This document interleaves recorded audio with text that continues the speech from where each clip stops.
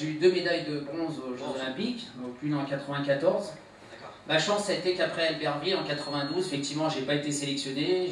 On m'a un peu squeezé la sélection. D'ailleurs, j'ai failli arrêter le patin à ce moment-là. Et c'était toujours sous le commandement de Didier Gaillet, donc directeur et président actuel de la fédération. C'est pour ça que vous comprendrez que pendant 25 ans, on s'est suivis et un peu détesté l'un et l'autre.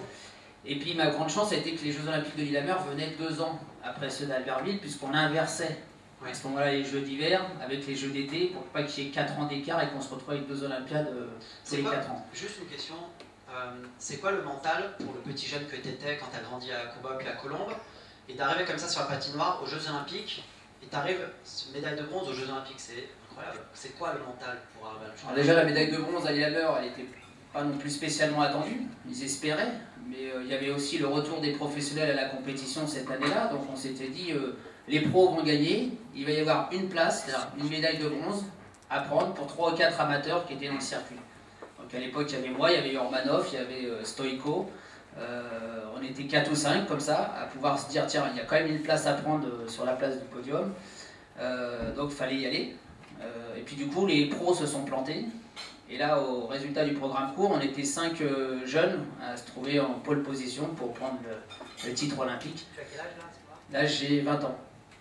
22 ans même. 22 ans. Donc, voilà, 22 ans pour un patineur, c'est déjà, enfin, c'est pas vieux, mais on est déjà un petit peu plus sur une phase de défensif que d'attaquant. Donc, moi, je savais que ça n'était pas ma dernière compétition à ce moment-là. Bon, il y a le programme du parrain, il y a les circonstances qui font que les pros se cassent la figure. Je saisis ma chance, je suis fort mentalement parce qu'il faut faire le boulot techniquement et pas flancher. C'est ça le plus difficile aux Jeux Olympiques. En plus, on a un programme, vous imaginez qu'on met 4 années d'entraînement en jeu sur les 30 premières secondes de programme, du premier programme. Donc c'est là où justement on peut tout perdre, comme avoir une chance de continuer la compétition. Et puis 4 ans plus tard, j'ai Nagano qui arrive avec une autre médaille de bronze aux Jeux Olympiques.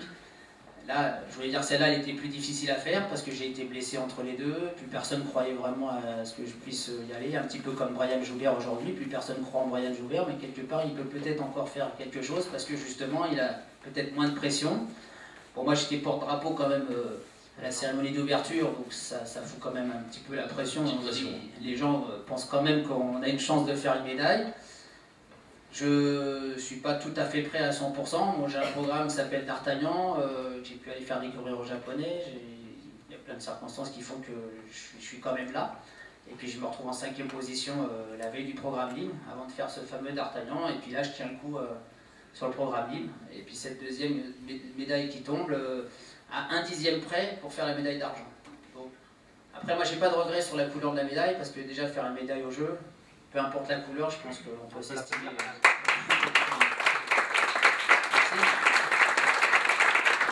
N'importe quelle couleur médaille, je crois qu'au jeu, il faut s'estimer heureux et repartir à la maison en disant voilà, j'ai une belle fin de carrière, parce que voilà, on prévoit toujours une carrière d'athlète, c'est vraiment les Jeux Olympiques, c'est une fin de carrière.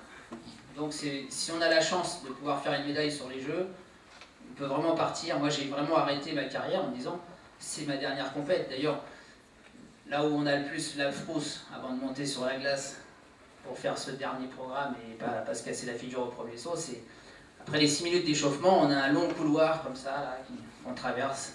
Et puis il y a des écrans de télé et selon votre ordre de passage, vous voyez votre adversaire passer et puis vous entendez les gens gueuler.